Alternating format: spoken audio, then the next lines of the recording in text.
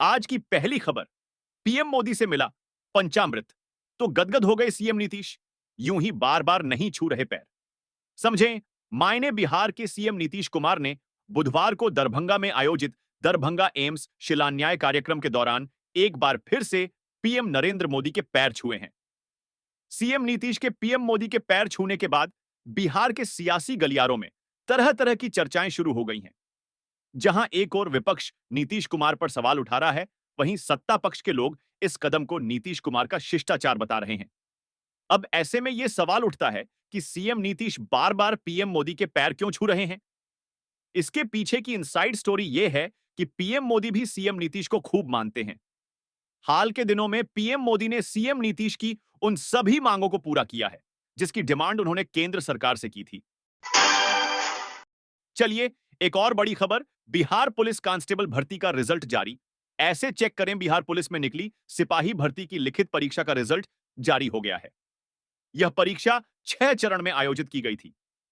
परीक्षा परिणाम केंद्रीय चयन पर्षद की वेबसाइट csbc.bihar.gov.in पर जाकर चेक किया जा सकता है। इस भर्ती के तहत बिहार पुलिस के सिपाही संवर्ग में, जिला पुलिस, बिहार पुलिस अन्य इकाइयों में सिपाही पद की 21,391 वैकेंसी है। इसका भर्ती विज्ञापन 9 जून 2023 को जारी हुआ था। इस भर्ती के लिए कुल 18,33,387 उम्मीदवारों ने रजिस्ट्रेशन किया था, जिसमें से 27,672 आवेदन रद्द और 14,484 अपूर्ण आवेदन को हटाने के बाद 17,91,231 आवेदन पूर्ण पाए गए थे। इसके बाद 3,511 आवेदन समीक्षा के बाद अस्वीकृत किए गए। अंततः 17,87,720 वैध आवेदन पाए गए थे। लिखित परीक्षा का आयोजन प्रदेश के 38 जिलों में 545 केंद्रों पर 6 फेज में किया गया था, जिसमें कुल 11,94,590 अभ्यर्थी शामिल हुए थे। चलिए, एक और बड़ी खबर, अपनी ही चाल में फंसा चीन। 30 साल का सबसे बड़ा संकट ट्रंप के आने से और मामला बिगड़ा। चीन ने अपनी अर्थव्यवस्था, चाइना इकोनॉमी को पटरी पर लाने के लिए हाल ही में अरबों डॉलर के पैकेज का ऐलान किया था। लेकिन शुरुआत संकेतों के मुताबिक इसका कोई खास असर होता नहीं दिखाई दे रहा है। बीते 3 दशकों में पहली बार ऐसा हो रहा है जब विदेशी निवेशक चीन से अपने पैसे निकाल रहे हैं। आंकड़ों के मुताबिक इस साल तीसरी तिमाही में फॉरेन इन्वेस्टर्स ने चीन से 8.1 अरब डॉलर की भारी भरकम रकम निकाली है। इस तरह विदेशी निवेशकों ने इस साल चीन से 12.8 अरब डॉलर के फंड्स की निकासी की है। चीन की इकोनॉमी में सुधार नहीं, ये 1998 के बाद विदेशी निवेशकों की तरफ से निकाली गई अब तक की सबसे ज्यादा रकम है।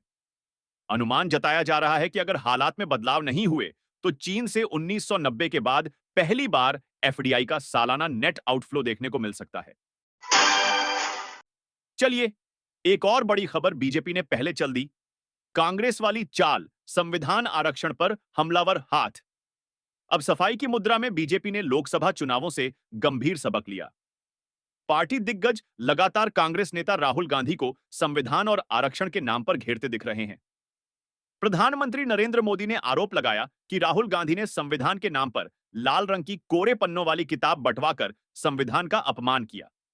अमित शाह संदेश दे रहे हैं कि गैर भाजपा सरकार बनने पर कांग्रेस पिछड़ों और दलितों का कोटा अल्पसंख्यकों में बांट देगी, जिसका खामियाजा इन वर्गों को भुगतना पड़ेगा।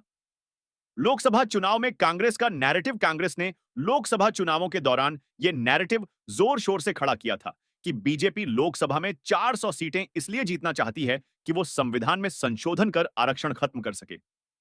देश भर में यह नैरेटिव भले ही बहुत असरदार न हुआ हो, लेकिन यूपी में प्रभावी रहा। यूपी के वोटरों को बीजेपी के सांसद लल्लू सिंह की तरफ से एक गवाही भी मिल गई। उनका एक वीडियो वायरल हुआ जिसमें उन्हें आरक्षण खत्म करने की बात कहते हुए सुना गया।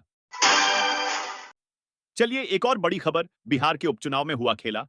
आरजेडी बीजेपी की लगी वाट, इस पार्टी को जनता पहनाएगी सेहरा।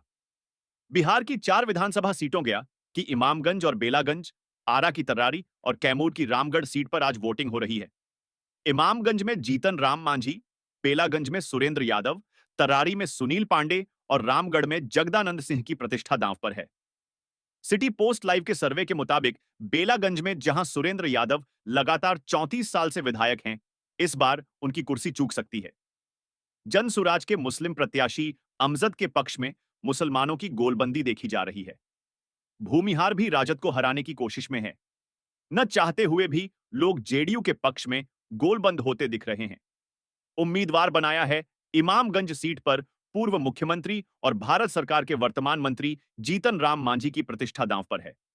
उनके वोट बैंक में सेंध लगाने के लिए राजद ने मांझी समुदाय के नेता रोशन मांझी को और जनसुराज ने जितेंद्र पासवान को अपना उम्मीदवार बनाया है।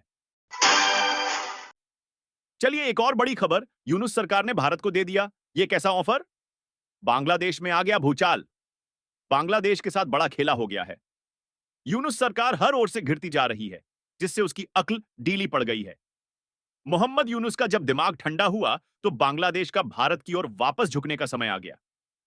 तभी तो यूनुस सरकार ने भारत को एक ऐसा ऑफर दे दिया है जो कट्टरपंथियों को रास नहीं आ रहा है। आलम यह है कि बांग्लादेश में सियासी भूचाल आ गया है।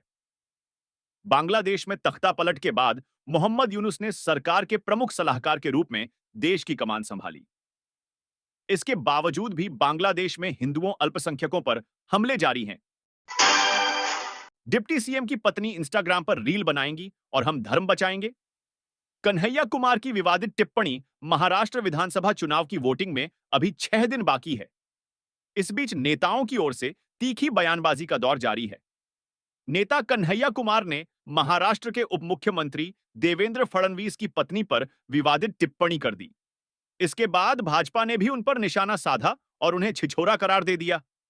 डिप्टी सीएम की पत्नी इंस्टाग्राम पर रील बनाएंगी और हम धर्म बचाएंगे।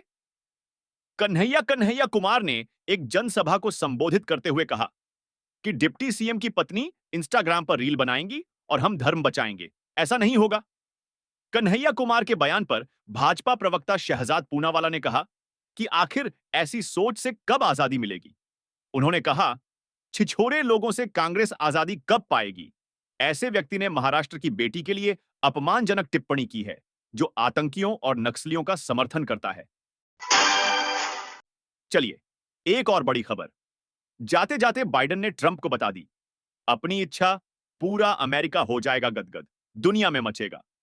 हल्ला डोनाल्ड ट्रंप ने राष्ट्रपति पद के चुनाव में जीत दर्ज करने के बाद पहली बार बुधवार को व्हाइट हाउस के ओवल कार्यालय में राष्ट्रपति जो बाइडेन से मुलाकात की। इस दौरान दोनों नेताओं ने अमेरिकी परंपरा के तहत सत्ता के सहज हस्तांतरण का संकल्प जताया। एक संक्षिप्त बैठक में दोनों नेताओं ने देश को अगले वर्ष 20 जनवरी को शांतिपूर्ण सत्ता हस्तांतरण का आश्वासन दिया है। बाइडेन ट्रंप का स्वागत किया और दोनों नेताओं ने हाथ मिलाया। बाइडेन ने ट्रंप को उनकी जीत पर बधाई दी और कहा कि वह एक सहज सत्ता हस्तांतरण की आशा करते हैं। जो बाइडेन की क्या थी इच्छा? बाइडेन ने इस मुलाकात में अपनी एक इच्छा भी ट्रंप से जाहिर की। टाइम्स ऑफ इजराइल में छपी एक रिपोर्ट के मुताबिक अमेरिकी राष्ट्रीय सुरक्षा सलाहकार जेक सुलिवन ने खुलासा किया है। चलिए एक और बड़ी खबर देश के करोड़ों किसानों को मिली। दोहरी खुशी 19वीं किस्त के साथ खाते में जमा होंगे 3,000 रुपए। फाइल हुई तैयार। अगर आप भी प्रधानमंत्री किसान सम्मान निधि के लाभार्थी हैं, तो यह खबर आपके लिए खुशखबरी है, क्योंकि 19वीं किस्त के साथ देश के करोड़ों किसानों को दोहरी खुशी मिलेगी। जिन किसानों की उम्र 60 साल हो चुकी है, ऐसे किसानों के खाते में 19वीं किस्त के साथ मानधन योजना के 3,000 रुपए भी क्रेडिट होने की प्लानिंग सरकार की है। यानी पात्र किसानों के खाते में पूरे 5,000 रुपए क्रेडिट किया जाना तय माना जा रहा है। आपको बता दें कि विगत माह ही किसानों की 18वीं किस्त जारी की गई थी, जिसमें 9.4 करोड़ किसानों को ही योजना का लाभ मिल पाया था।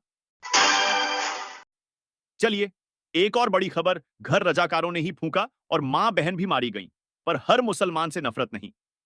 खरगे के बेटे का जवाब कर्नाटक सरकार में मंत्री प्रियंक खरगे ने उत्तर प्रदेश के मुख्यमंत्री योगी आदित्यनाथ पर निशाना साधा है। उन्होंने कहा है कि घर को रजाकरों ने जलाया था, पूरे मुस्लिम समुदाय ने नहीं। दरअसल हाल ही में सीएम आदित्यनाथ ने कांग्रेस अध्यक्ष मल्लिकार्जुन खरगे के घर पर हुए हमले का जिक्र किया था। उन्होंने आरोप लगाए थे कि खरगे ने वोट बैंक के चलते इस घटना पर चुप्पी साध रखी थी।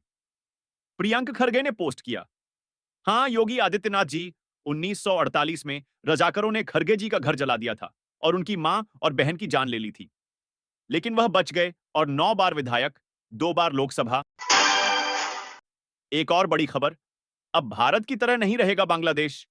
90% मुसलमान। मोहम्मद यूनुस बदलने जा रहे संविधान। शेख हसीना के जाते ही बांग्लादेश अब भारत और हिंदू विरोधी हो गया है।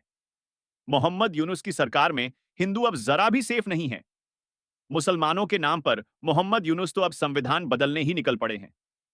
जी हां, बांग्लादेश के